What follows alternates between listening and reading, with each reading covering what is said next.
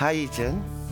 Hello, doktor. Jadi hari ini kami akan bantu Cik selesaikan masalah Cik. Sekarang pakai cermin mata VR ni, sambil buat rawatan boleh tengok cerita, relax, tenangkan fikiran. Hello semua.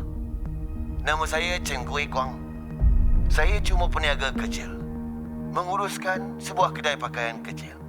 Saya tak ada kabel, tak ada kuasa. Cuma rumah kecil yang mak saya tinggalkan untuk saya. Tapi ada sebuah syarikat besar guna kuasa mereka paksa saya jual hasil titik peluh saya. Hari ini saya nak bongkar perkara yang sebenarnya. Anak saudara saya tak berhati perut tu, Su Yue Chen, naik pangkat sebagai naib presiden tanpa pengetahuan dan izin saya. Sanggup dijual rumah saya. Masa dulu saya kesian tengoknya. Dah tak ada mak bapa.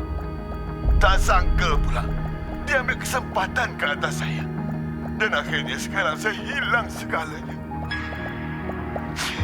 Saya tak ada kabel, tak ada kuasa apa-apa, dan saya tak ada duit.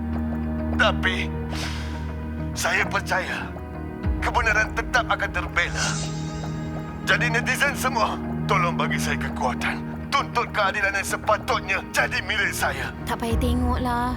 Kalau orang memang nak kenakan saya, memang tak boleh elak. Macam mana awak boleh tenang sangat? Daripada buang masa fikir pasal ni, lebih baik fikir macam mana nak selesaikan.